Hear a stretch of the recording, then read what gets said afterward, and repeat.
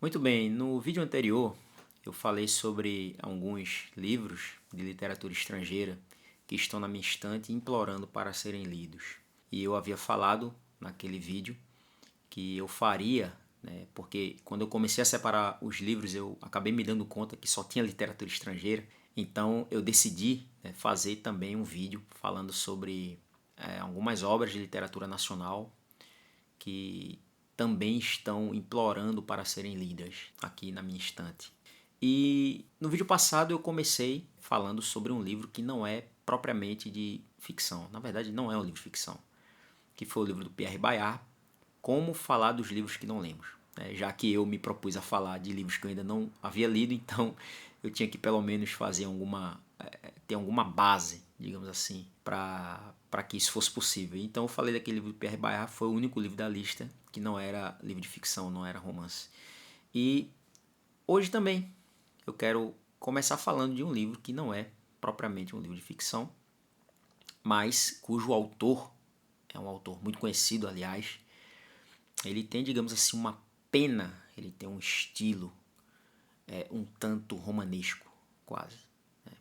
Que é o nosso Gilberto Freire, Casa Grande Senzala, um dos clássicos aí da nossa literatura, da nossa sociologia. Mas enfim, por que Casa Grande Senzala? Primeiro porque o Freire, ele foi um grande esteta da nossa língua.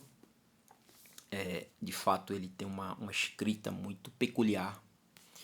Eu tenho ali um outro livro do Freire, que eu acabei não colocando aqui, mas que eu já comecei a ler, já li alguns ensaios, alguns textos, que é o Vida, Forma e Cor, onde ele faz inclusive algo ali, se aventurando um pouco ali na crítica literária. Então, realmente é alguém que navegou por muitos mares, né? O Freire. O Freire, que inclusive, não sei quantos sabem disso, mas que foi batista, né? Ele era evangélico no início ali da sua adolescência, inclusive tinha um fervor evangelístico, e ele fala isso no livro Tempo Morto e Outros Tempos, né? Que é uma espécie de diário dos primeiros anos de juventude do Freire. Mas por que eu escolhi então Casa Grande Senzala para entrar nessa lista? Bem, eu tenho, digamos assim, uma grande curiosidade, digamos assim, está dentro do meu leque de interesse, compreender um pouco mais a nossa identidade nacional. Por que o brasileiro é como ele é, né? Então, enfim, eu comecei assim a procurar alguns livros que me ajudassem a explicar isso, e Casa Grande Senzala foi apontado como o livro fundamental. Se você quiser entender o Brasil, todo mundo diz, você tem que, né, começar ou ler, você não pode ignorar Gilberto Freire. E enfim, o Freire, inclusive, que assim muitos o rechaçam como escritor, talvez porque ele não tivesse digamos assim, uma escrita muito científica, sabe? Ele tem sempre meio que esse puxado, esse estilo mais literário de escrever. E talvez seja por isso que seja tão bom, né? Assim, eu falo que é bom porque eu li alguns outros textos dele. E do Casagrande eu não li o livro todo, é por isso que eu estou trazendo aqui. Li alguns trechos, alguns capítulos, e realmente é uma obra assim que fica me puxando ali para ler. Bom, dentro agora da seara da ficção, ainda sobre essa questão da identidade brasileira, eu já li Romance da Pedra do Reino, do Ariano Suassuna, que é um livro que meio que, não que ele se proponha a isso, mas é um livro que discute essa questão da identidade nacional. E é um livraço do mestre Ariano.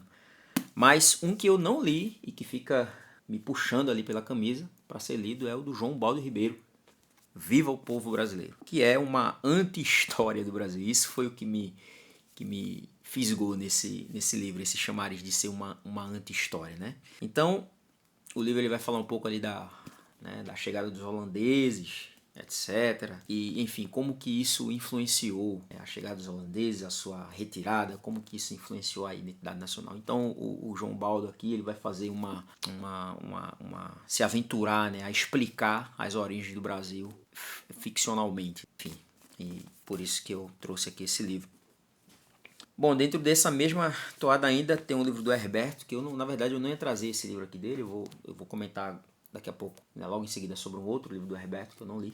Mas Os Pareceres do Tempo, né, que também tem essa coisa de explicar o Brasil, que é Bem, o Herberto ele tem uma veia assim, muito satírica, né? Ele fazia muita sátira das coisas e ele conseguia emular estilos assim, de uma maneira impressionante. Então esse livro, por exemplo, Os Pareceres do Tempo, ele emula o estilo ali do século XVIII, né? Assim, de uma forma assim, assombrosa mesmo, né? Quem já leu Dados Biográficos do Finado Marcelino, que é o meu livro favorito aí do Herberto, eu já li outros contos dele, já li parte do seu subsidiário. E assim, os Dados Biográficos realmente é um livro assim, que eu tenho em grande estima. Inclusive, eu estou fazendo um trabalho, né, de conclusão de curso sobre ele. Mas é como você consegue ver que é um cara que conseguia escrever assim, em diversos estilos. Ele tem história infantil, que eu já li para meus filhos, né, o Sobradinho dos Pardais. Ele tem história infanto-juvenil, ele tem contos de folclore, assim, um cara que navegou de fato em diversos estilos. E nesse livro aqui, Os Pareceres do Tempo, ele também vai se propor a meio que contar ali uma possível, né, história do Brasil, só que ele emula aqui um estilo assim do século ali 18 de uma forma assim impressionante. Mas assim, o livro que eu queria falar dele, na verdade, é o seu primeiro livro do Herberto, que é Cascalho. Foi um livro escrito ali na década de 40. Herberto ainda era muito moço. Foi um livro que foi salvo, né? Porque, na verdade, os originais do livro, a primeira versão que Herberto escreveu, ele escrevia tudo à mão, tá? Apesar de ter aqui, nessa foto aqui, que a Realizações, né, começou a lançar uma coleção de Herberto, mas não concluiu, enfim. Apesar de ter ele aqui nessa foto, nessa imagem, datilografando com uma máquina, ele, salvo engano, só teve um romance dele que ele escreveu à máquina. Não lembro agora se foi o próprio Dados Biográficos, enfim. Mas ele escrevia tudo à mão. E ele simplesmente tacou fogo no livro. E só foi salvo esse livro porque uma cópia do romance havia sido... Alguém colocou na mão do Aurélio Buarque de Holanda, o Aurélio lá do dicionário, ou foi do Antônio Wise. Enfim, um dos dois, não importa. Mas ele pegou essa cópia e levou para um concurso, né, de literatura latino-americana. Herberto não ganhou, mas quando ele voltou, Aurélio ou Antônio Wise, não lembro agora, soube que o Herberto tinha feito isso, e assim, a sorte é que ele tinha lá essa cópia. E aí foi parar depois na mão do Marques Rebelo, que foi quem ajudou a publicar e tornar Herberto conhecido. Se tornaram grandes amigos. Herberto se muda para o Rio de Janeiro. Enfim, essa é uma história interessante. Então foi assim que Cascalho sobreviveu. E essa edição da Realizações é a edição definitiva, né? Com todas as mudanças que o Herberto fez aí ao longo. Ele fez grandes cortes, né? Comparando-se com a primeira edição, ele fez grandes cortes no livro, reduziu o seu tamanho, reescreveu algumas coisas, enfim. Mas tenho um grande interesse nessa obra porque também é nessa pegada regionalista. Aqui fala sobre a questão da região da Chapada Diamantina e vai aparecer o vocabulário, né, regional, que inclusive foi dicionarizado depois. E o Herberto teve grande contribuição nisso. Bom, esse próximo livro aqui que eu quero falar é um livro muito curioso. Olha só, Os 10 Mandamentos. O que é que acontece? Aqui é uma coletânea de contos, não são 10 contos, sobre os 10 mandamentos. Então, 10 autores brasileiros, cada um pegou um mandamento da Bíblia e escreveu um conto sobre ele, ou inspirado neles. Então aqui nós temos a lista com Carlos Heitor Coni, Orígenes Lessa, do qual eu vou falar em seguida, Marques Rebelo, José Condé, Jorge Amado, Campos de Carvalho, Moacir Lopes, Helena Silveira, Guilherme Figueiredo e João Antônio. Quando eu vi esse livro no sebo, eu, assim, de cara eu já peguei porque eu achei muito interessante a ideia do livro. E aí fui ler os 10 mandamentos, né? E aí eu fiquei achando estranho, porque assim, eu sou protestante, né? Então, na tradição protestante, não fazer imagem de escultura é um dos mandamentos. É o segundo mandamento. Amar a Deus sobre todas as coisas. Aí depois vem, não farás para ti imagem de escultura. E aqui não tem esse mandamento. Por quê? Porque aqui esses mandamentos são de acordo com a tradição católica, né? A tradição católica ela vai pegar o 10º mandamento, né? Que é não cobiçarás, etc. Vai dividir em dois e suprime lá o não farás para ti imagem de escultura, enfim. E aí não tem esse, mas tem todos os outros.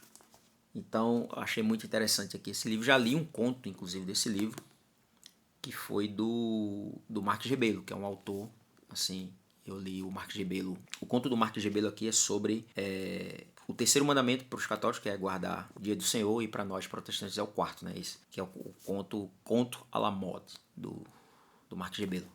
E do Marques Rebelo eu já li, na verdade, o seu principal livro, né? O seu principal romance, que é A Estrela Sobe. É um baita livro, uma baita história. E um baita final. Sobretudo um baita final, tá? Então, fica a dica aí. O próximo livro, bom, eu falei que ia falar do Orígenes Lessa. e é um autor que eu tenho um grande interesse. Então esse livro dele aqui, João Simões Continua. Eu já li alguns livros do Orígenes, já escrevi sobre ele, tem um texto que eu escrevi no site Literatura e Redenção. Coloca lá no Google assim, estante cheia, barriga vazia. Coloca lá esse título e coloca meu nome, Leonardo Galdino, que vai aparecer lá. Ou então eu coloco o link aqui depois na descrição do vídeo. Mas enfim, onde eu falei nesse texto sobre uma das obras mais conhecidas do Orígenes, que é O Feijão e o Sonho. Já fiz live sobre Orígenes com meu amigo William. A live tá aqui no YouTube, depois eu posso até colocar no comentário ou algum card aí, enfim. Depois eu vou decidir. Mas por que esse livro aqui? Por que esse livro? Porque o grande Mariel Reis, um grande abraço, Mariel, quando eu comentava sobre Orígenes, coisa de 3 anos atrás, ele falou, olha, o livro que eu mais gosto do Orígenes é João Simões Continua. Então, o que eu tenho que fazer? Se o Mariel falou, né? Mariel, que eu aprecio muito a sua crítica, os seus textos sobre literatura, até mesmo quando ele se aventura na ficção, eu já li alguns contos dele. É um escritor de mão cheia, o Mariel, e ele falou que esse livro é o favorito de Orígenes.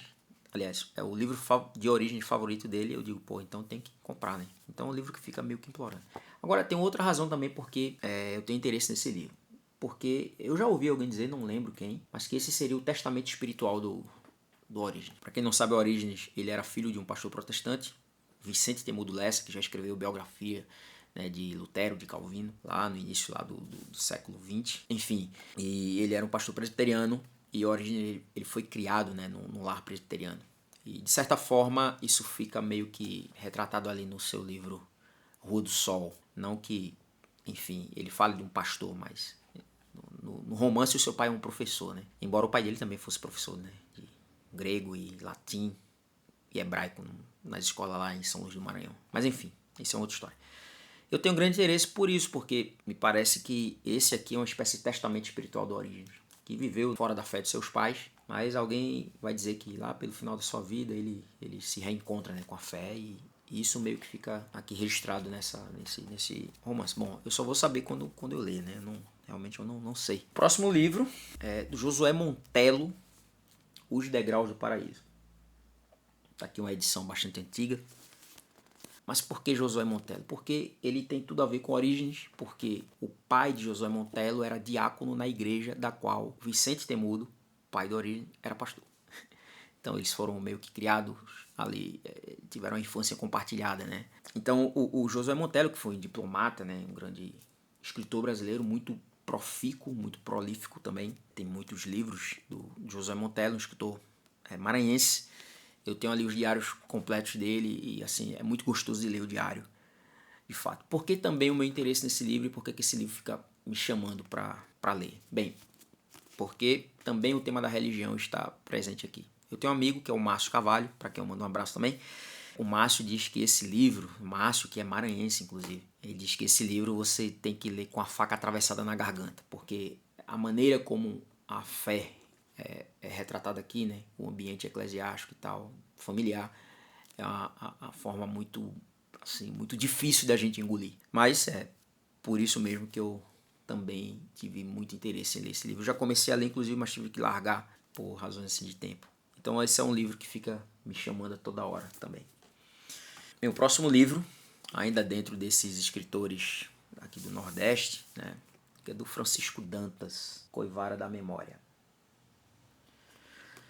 Bom, eu não conhecia o autor e eu fui apresentado a ele pelo Márcio Santana Sobrinho, que também é sergipano, de Aracaju. Inclusive o Márcio é o colega com quem a gente fica se desafiando, né? A cantoria, e no meu Instagram tem lá as nossas poesias que a gente faz, desafio de cantoria. Então é o Márcio, esse amigo, que foi quem me indicou o Francisco. O Márcio escreveu um texto sobre um livro do Francisco, pediu para eu dar uma olhada.